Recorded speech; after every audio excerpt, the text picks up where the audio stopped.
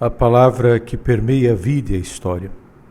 Depois da multiplicação dos pães, Jesus mandou que os discípulos entrassem na barca e seguissem à sua frente para o outro lado do mar, enquanto ele despediria as multidões. Depois de despedi-las, Jesus subiu ao monte para orar a sós. A noite chegou e Jesus continuava ali sozinho.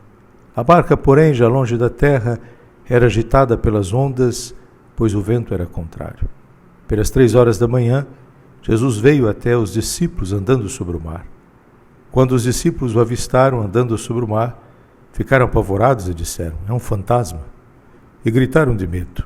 Jesus, porém, logo lhes disse: "Coragem, sou eu, não tenhais medo." Então Pedro lhe disse: "Senhor, se és tu, manda-me ir ao teu encontro, caminhando sobre a água." E Jesus respondeu: "Vem." Pedro desceu da barca e começou a andar sobre a água em direção a Jesus. Mas quando sentiu o vento, ficou com medo. Começando a afundar, gritou: "Senhor, salva-me." Jesus logo estendeu a mão, segurou Pedro e lhe disse: "Homem fraco na fé, por que tu duvidastes?" Assim que subiram no barco, o vento se acalmou. Os que estavam no barco prostraram-se diante dele, dizendo: "Verdadeiramente, tu és o Filho de Deus." Hoje nos reunimos com a comunidade de Mateus. De fato, Mateus coloca diante da cena do afundar-se, né? E penso que um pensamento, um roteiro de Antônio Pagola seja interessante para esse momento. Ele vai dizer assim: é surpreendente a relevância nesses tempos de crise religiosa da história da tempestade do lago da Galileia. Mateus descreve com precisão a situação.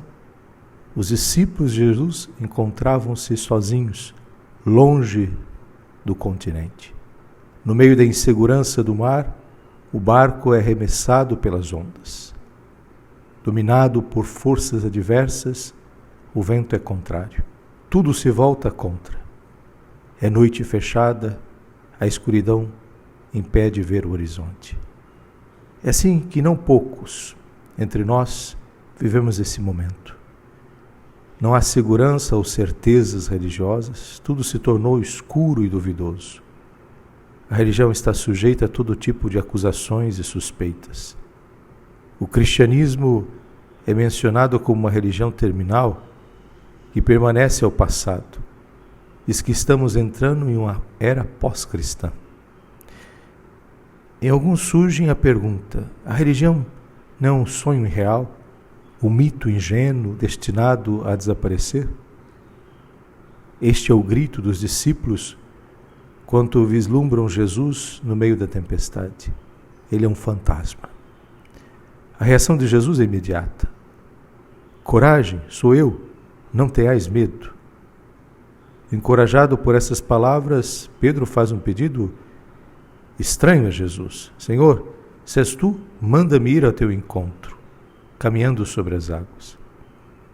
Ele não sabe se Jesus é um fantasma ou alguém real, mas quer verificar se pode caminhar até ele, não em terra firme, mas sobre a água, não se apoiando em argumentos seguros, mas na fraqueza da fé.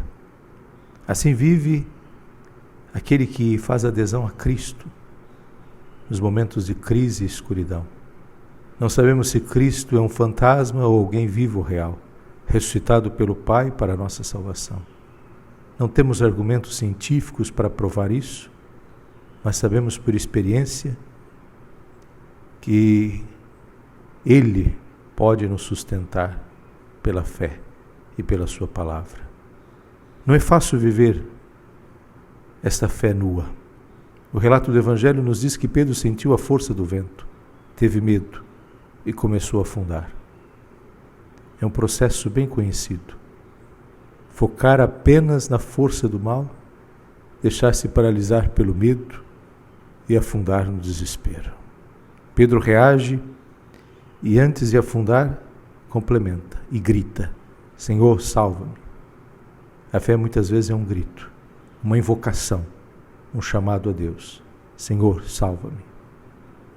Sem saber como e nem porquê, então é possível perceber que Cristo, como a mão estendida, que sustenta a nossa fé e nos salva, enquanto nos diz: homem de pouca fé, por que duvidastes?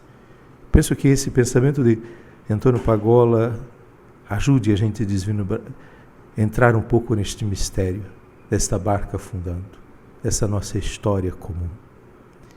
E busquemos na força do Espírito um sopro novo, uma mão estendida, um amor que não nos abandona, mesmo na escuridão da nossa dor. Ave Maria, cheia de graça, o Senhor é convosco.